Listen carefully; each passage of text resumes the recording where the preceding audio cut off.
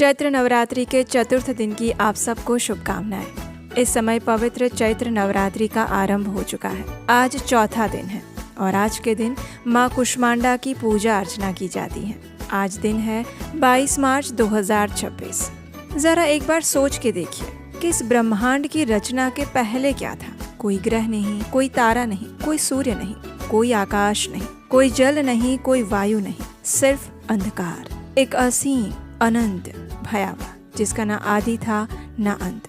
देवी भागवत महापुराण में वर्णन आता है कि उस महाशून्य में, उस निर्जन अंधकार में एक शक्ति थी, निराकार, और उस शक्ति ने एक दिव्य कार्य किया जो सुनने में बिल्कुल साधारण लग सकता है, लेकिन उसके परिणाम में इस संपूर्ण ब्रह्मांड की रचना हुई। और वो दिव्य कार्य था सिर्फ मुस्कुराना। ग्रंथों में वर्णन आता है कि देवी भगवती ने सिर्फ मुस्कुराकर इस संपूर्ण ब्रह्मांड की रचना की, जिसमें समाहित थे असंख्य जीव, सूर्य, चंद्र, तारे, ग्रह, नक्षत्र, जल, वायु, आकाश, और वो शक्ति थी स्वयं माँ कुष्मांडा। तो चलिए आज चैत्र नवरात्रि के चौथे दिन पर माँ कुष्मांडा से जुड़ी हुई इस सुंदर पौराणिक कथा का श्रवण करते हैं।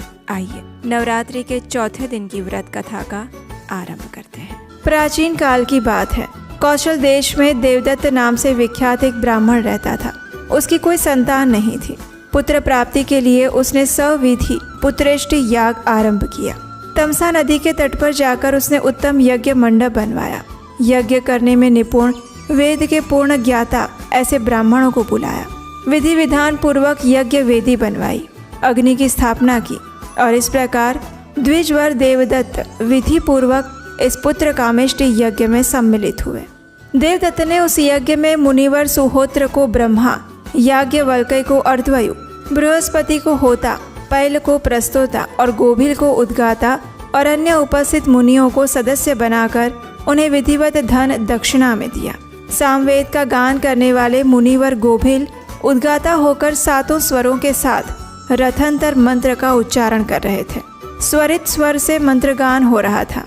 बार बार सांस लेने से मंत्रोच्चारण करते समय उनका स्वर भंग हो गया और तुरंत ही देवदत्त ने क्रोधित होकर गोभिल से कहा, मुनिवर, आप बड़े मूर्ख हैं। मैं पुत्र प्राप्त करने के लिए यज्ञ कर रहा हूँ और आपने मेरे इस सकाम यज्ञ में स्वरहीन मंत्र का उच्चारण कर दिया। अब ये सुनकर गोभिल अत्यंत क्रोधित हो गए। उन्होंने देवदत्त से कहा, अरे देवदत्त, तुम्हें शब्द शून्य प्रचंड मूर्ख पुत्र प्राप्त होगा, साथ ही उसमें शठता भी भरी होगी। सभी प्राणियों के शरीर में श्वास आते जाते रहते हैं, इन पर किसी का अधिकार नहीं है। फिर स्वर भंग हो जाने में मेरा कोई अपराध नहीं था जो तुमने मुझसे ऐसे कटु वचन कह दिए। अब महात्मा गोभिल की ऐसी बात सुनकर उनसे श्राप प्राप्त करने के बाद देवदत्त घबराने लगा। अत्यंत खेद प्रकट करते हुए उसने मुनि से कहा, हे विप्रवर, आप मुझ निर्दोष पर निष्कारण कुपित क्यों हो रहे हैं? मुनि तो कभी भी क्रोध के वश नहीं होते। थोड़ा सा अपराध हो जाने पर आपने मुझे ये कैसा श्राप दे दिया? पहले तो मैं वैसे ही पुत्र के अभाव में दुखी था, इस पर आपने मुझे दूसरे घोर दुख के पचड़े में डाल दिया। क्योंकि वेद के पारगामी विद्वान कहते हैं कि मूर्ख पुत्र की अपेक्षा तो पुत्रहीन रहना ही उत्तम होता है। फिर भी मूर्ख ब्राह्मण तो सबकी दृष्टि में हेय समझा जाता है। वो संपूर्ण कार्यों में निंदनीय माना जाता है। देश में रहने वाले वेद शून्य मूर्ख ब्राह्मण को कर देना पड़ता है। राजा उसे शूद्र के समान समझते हैं। इस प्रकार कहकर देवदत्त गोभिल जी के पैरों पर गिर गया, करुणापूर्वक स्तुति करने लगा। उसकी आंखों से अश्रु बहने लगे और तब गोभिल जी ने उस दीन हृदय देवदत्त की ओर दृष्टि डाली। महात्माओं का क्रोध क्षण में ही शांत हो जाता है। गोभिल जी का हृदय भी दया से भर आया। उन्होंने अत्यंत दुखी देवदत्त से कहा, हे देवदत्त, तुम्हारा पुत्र मूर्ख होकर फिर विद्वान हो जाएगा, ये निश्चित बात है। इतना वर दे देने पर द्विजवर देवदत्त का मन प्रसन्नता से खिल गया। यज्ञ की पूर्णाहुति की गई। सभी उपस्थित ब्राह्मण विधि पूर्वक विदा किए गए। कुछ समय व्यतीत हुआ और देवदत्त की पतिव्रता स्त्री ने गर्भ धारण किया। उस ब्राह्मण पत्नी का नाम रोहिणी था। वो रोहिणी के समान ही शुभ लक्षणा थी। देवदत्त ने विधि के साथ गर्भाधान और पुंसवन आदि संस्कार संपन्न किए। उसके बाद सीमंतोनयन संस्कार करवाया। अपना मनोरथ सफल जानकर अत्यंत प्रसन्न मन से वो बहुत सारा धन दान में दे रहा था। शुभ ग्रह का दिन आया। नक्षत्र रोहिणी था और उसी शुभ मुहूर्त में उस रोहिणी नामक भार्या ने अपने पुत्र को जन्म दिया। दिन में शुभ लग्न में जन्म हुआ और उसी समय ब्राह्मण ने बालक का जात कर्म संस्कार किया। समय अनुसार पुत्र को देखकर उसका नामकरण किया गया। देवदत्त को पहले की बातें याद थी। उन्होंने अपने उस पुत्र का नाम उतथ्य रखा। 8वें वर्ष में शुभ योग और शुभ दिन पाकर उन ब्राह्मण देवता ने पुत्र का यज्ञोपवीत संस्कार करवाया। वेद अध्ययन की विधि उपस्थित होने पर गुरुदेव उतथ्य को पढ़ाने लगे, लेकिन उतथ्य ने एक भी शब्द का उच्चारण नहीं किया। वो मूर्ख की भांति चुपचाप बैठा रहा। फिर पिता ने उसे बहुत तरीके से पढ़ाया, लेकिन उस मूर्ख की बुद्धि ठीक रास्ते पर नहीं आई। उसने पढ़ना लिखना छोड़ दिया था। अब ये सब देखकर उसके पिता देवदत्त चिंता के समुद्र में डूबने लगे। 12 वर्षों तक उतथ्य पढ़ने का अभ्यास करता रहा, फिर भी संध्या वंदन करने की विधि भी उसे मालूम नहीं हो सकी। सब लोग उतथ्य की निंदा करने लगे और उस ब्राह्मण के मन में इस कारण से अब वैराग्य आने लगा। वो वन में जाने लगा और उसके पिता ने कहा, यदि ये अंधा या पंगु रहता तो भी ठीक था, लेकिन मूर्ख पुत्र तो बिल्कुल व्यर्थ है। माता पिता की इन बातों से उबकर उतथ्य वन में चला गया। गंगा के तट पर एक पवित्र स्थान में रहने लगा। वहीं पर सुंदर कुटी बनाकर वो जंगल के फल और मूल खाकर जीवन व्यतीत करने लगा। वहाँ मन और इंद्रियों पर संयम रखते हुए वो रहने लगा। उत्तम नियम ये बना लिया कि अब मैं कभी भी झूठ नहीं बोलूँगा। इस प्रकार सुरम्य आश्रम पर ब्रह्मचर्य पूर्वक उसका समय व्यतीत होने लगा। उसे किसी भी प्रकार की शास्त्रोक्त विधि ज्ञात नहीं थी। बस वो प्रातः काल में उठता, दतुअन करके बिना कुछ मंत्र बोले ही शूद्र की भांति गंगा में स्नान करता। मध्याह्न काल में जंगल से फल ले आता और इच्छा अनुसार उदर की पूर्ति कर लेता। कौन फल खाने के योग्य हैं और कौन नहीं, इसका भी उसे कुछ पता नहीं था। वो सत्य बोलता था। उसके मुख से कभी भी मिथ्या शब्द नहीं निकलता। इससे वहाँ की जनता ने उस ब्राह्मण का नाम सत्यव्रत रख लिया। वो ना कभी किसी का अहित करता, ना अनुचित कर्म में लगा रहता। सुख से अपनी कुटिया में ही सो जाता था। भय उसके पास भी फटकने नहीं पाते थे। हाँ, उसके मन में ये चिंता बनी रहती थी कि कब मैं इस शरीर का त्याग कर दूंगा। मैं जंगल में कष्ट से जीवन व्यतीत कर रहा हूँ। मूर्ख जीवन को धिक्कार है। मर जाना निश्चित है तो फिर देर क्यों? दैव ने ही मुझे मूर्ख बना दिया है, इसमें दूसरा कोई कारण नहीं है। मैंने पूर्व जन्म में पुस्तक लिखकर ना तो श्रेष्ठ ब्राह्मण को दान दी और ना किसी को उत्तम विद्या पढ़ाई, और उसी कर्म के प्रभाव से मुझ अधम ब्राह्मण को ये फल भुगतना पड़ रहा है। इस प्रकार उतथ्य के मन में रात दिन चिंता की तरंगें उठती रहती थी। इस प्रकार पुण्य सलीला गंगा नदी के तट पर रहते हुए उन्हें 14 वर्ष बीत गए। न कोई आराधना की, न जप किया, न किसी मंत्र की जानकारी प्राप्त की, लेकिन सत्य बोलने का व्रत पालन करते रहे। एक समय की बात हुई। एक महान मूर्ख जंगली आदमी शिकार खेलते हुए उस स्थान पर आ पहुंचा। उसके हाथ में धनुष बाण थे। उस घोर वन में शिकार करते समय यमराज के समान वो भयंकर जान पड़ रहा था। वो अत्यंत डरावना था, हिंसा वृत्ति में लगा रहता था। उस धनुषधारी किरात के बाण से एक सुअर बिंध गया था। अत्यंत भयभीत होकर भागता हुआ वो सुअर बड़ी शीघ्रता से उतथ्य मुनि के पास आ पहुंचा। जब आश्रम में आया तब उस सुअर का शरीर थरथर कांप रहा था। उसकी देह रुधिर से लथपथ हो गई थी। वो दया का पात्र बन चुका था। उसे इस प्रकार देखकर उतथ्य मुनि कांप उठे। फिर तो उनके मुख से सारस्वत बीज ए का उच्चारण हुआ। पहले इस मंत्र को न कभी जाना था और न सुना था। किसी अदृष्ट की प्रेरणा से उनके मुख में आ गया। उन्हें सारस्वत बीज मंत्र का नहीं पता था, लेकिन शोक में पड़ जाने पर उनके मुख से ये उच्चारण हो गया। इधर वो सुअर आश्रम में जाकर एक सघन झाड़ी में छिप गया। वहाँ किसी के पहुँचने का मार्ग नहीं था। अब उसे मन में शांति मिली, लेकिन बाण से बिंधा होने के कारण उसका शरीर कांप रहा था। उतने में वो व्याध उस ऋषि के सामने आ गया। उसने देखा कि अद्वितीय सत्यवादी नाम से विख्यात उतथ्य मुनि कुश के आसन पर बैठे हैं। उसने मुनि को प्रणाम किया और पूछा, हे द्विजवर, सुअर कहाँ गया? मैं जानता हूँ आप प्रसिद्ध सत्यव्रती हैं, इसलिए मैं आपसे पूछ रहा हूँ कि मेरे बाण से बिंधा हुआ वो सुअर कहाँ है? मेरा सारा परिवार भूख से छटपटा रहा है। मैं उस परिवार की क्षुधा शांत करने की इच्छा से आया हूँ। मेरा दूसरा कोई रोजगार नहीं है। अच्छे हो या बुरे, किसी भी उपाय से अपने परिवार का भरण पोषण करना ही मेरा कर्तव्य है। आप मुझे सच सच बताइए, वो सुअर कहाँ गया? इस प्रकार व्याध के पूछने पर महाभाग उतथ्य मुनि के मन में अनेक प्रकार के विचार उठने लगे। उन्होंने सोचा, नहीं देखा है ऐसा कहूँगा। इसके स्थान पर ऐसा कौन सा उपाय है कि जिससे मेरा सत्यव्रत नष्ट ना हो, परंतु सत्य हो अथवा असत्य, मैं भला ये कैसे कह दूं कि बाण से बींधे हुए शरीर वाला सुअर इधर गया है, क्योंकि एक क्षुधातुर व्याध तो पूछ ही रहा है और उसे देखकर वो उसे मार ही डालेगा। वो सत्य सत्य नहीं है जिसमें हिंसा भरी हो। अगर दया युक्त हो तो अनृत भी सत्य कहा जाता है। जिससे मनुष्यों का हित होता है वही सत्य है।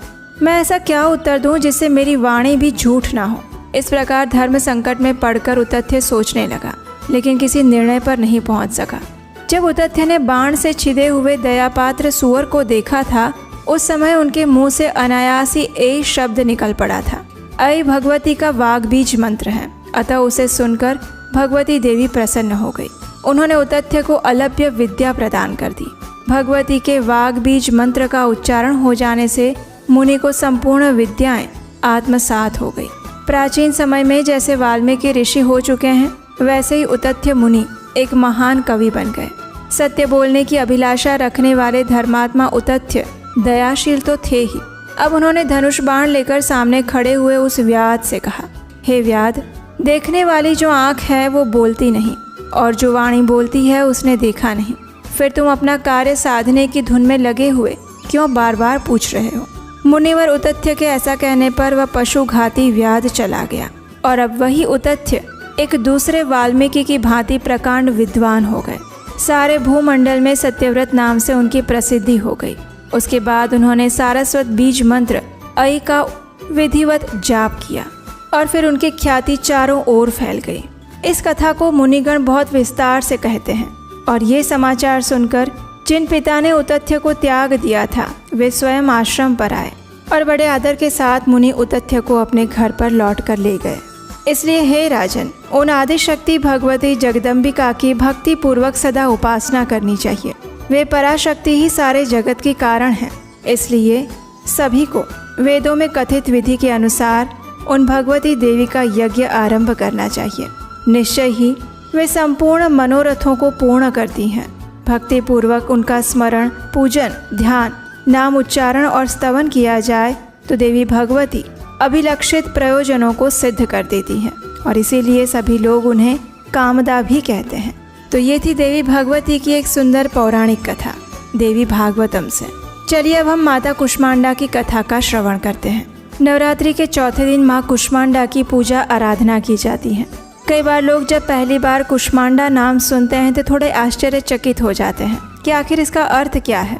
कुष्मांडा शब्द संस्कृत के 3 शब्दों से बना है।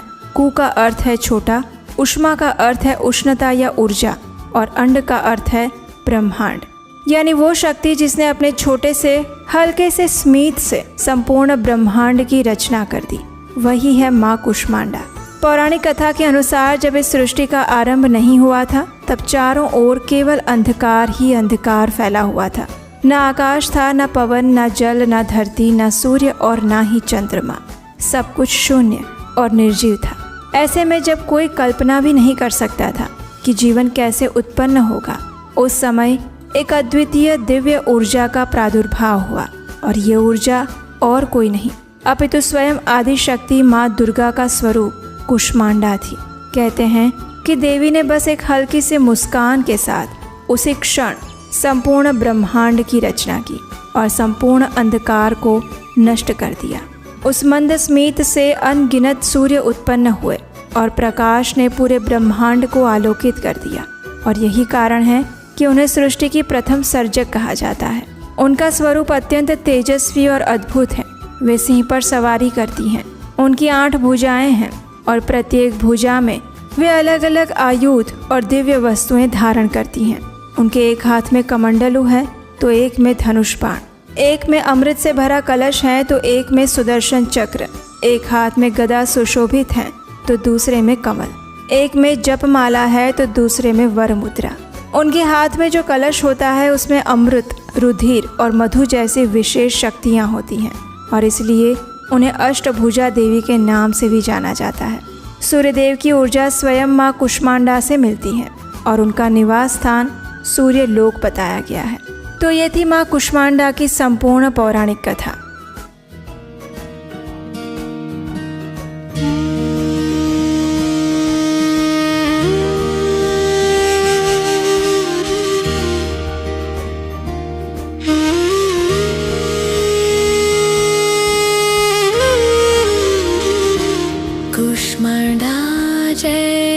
जग सुखदानी, मुझ पर दया करो महारानी।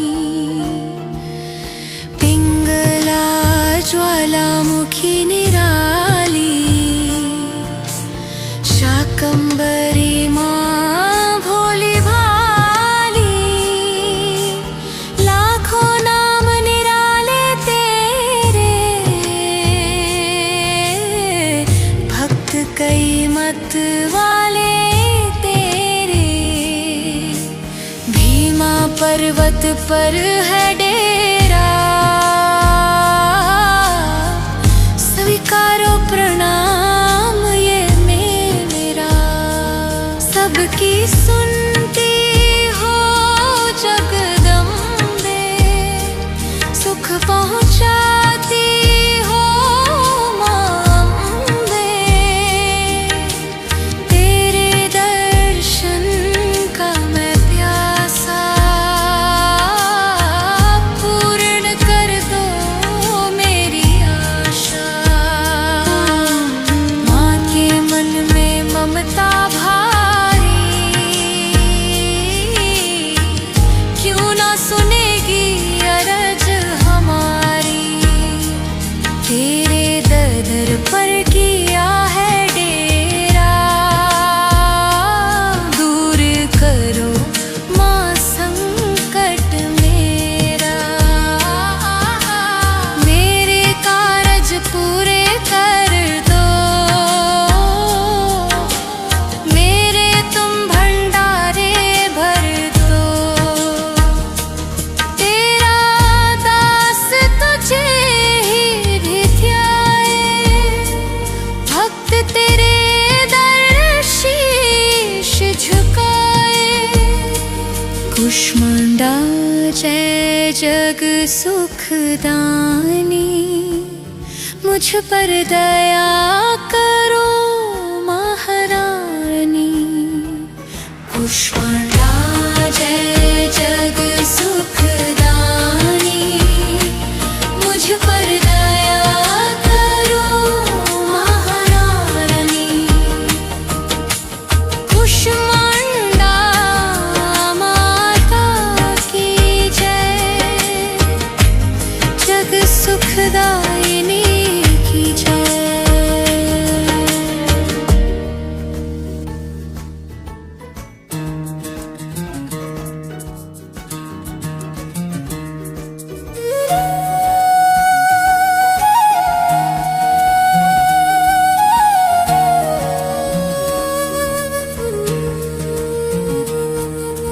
नमो नमो दुर्गे सुख करनी,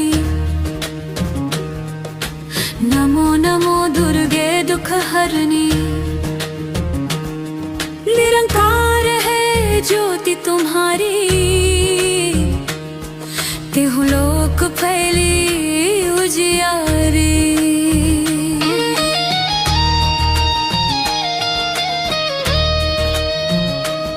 शशि ललाट मुख महावेशाला, नेत्र लाल भ्रुकुटि विकराला।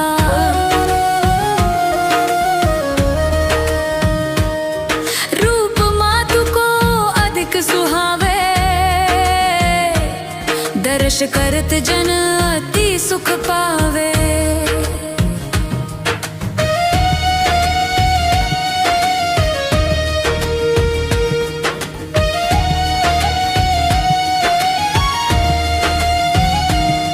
तुम संसार शक्ति लेकी ना, पालन हेतु अन्न धन दीना।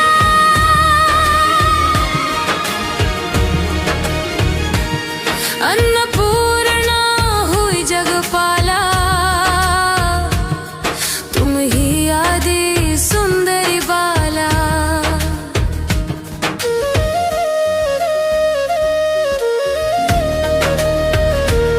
प्रलय काल सब नाशन हारी, तुम गौरी शिव शंकर प्यारी। शिव योगी तुमरे गुण गावे, ब्रह्मा विष्णु तुम्हें नित ध्यावे। रूप सरस्वती को तुम धारा,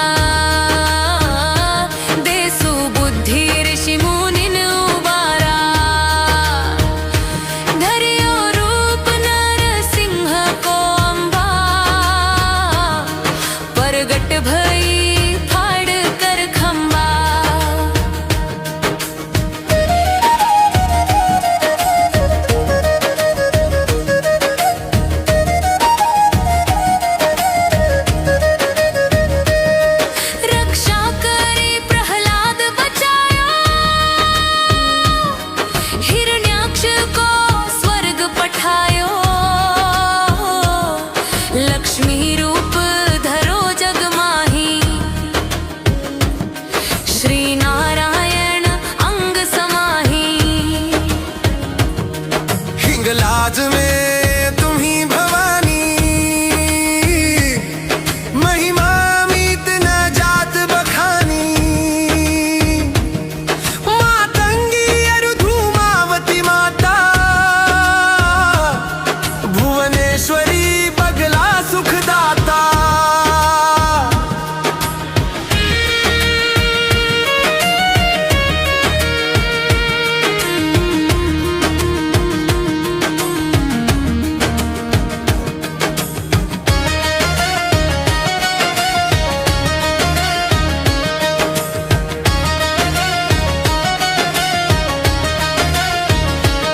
कहरी वाहन सोह भवानी, लंगुर वीर चलत अगवानी। कर में खप्पर खड्ग विराजे, जाको देख काल डर बाजे। नगर कोट में तुम ही विराजत,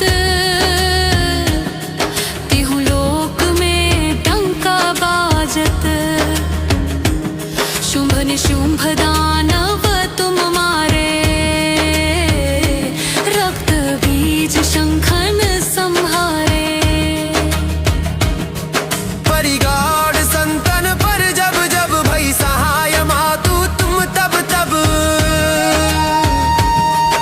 अमरपुरी अरूपा सब लोका, तब महिमा सब रहे अशोका। ध्यावे तुम्हें जो नर मन लाई, जन्म मरणता को छुट जाई। जोगी सुर मुनि कहत पुकारी, योग न हो बिन शक्ति तुम्हारी। करो कृपा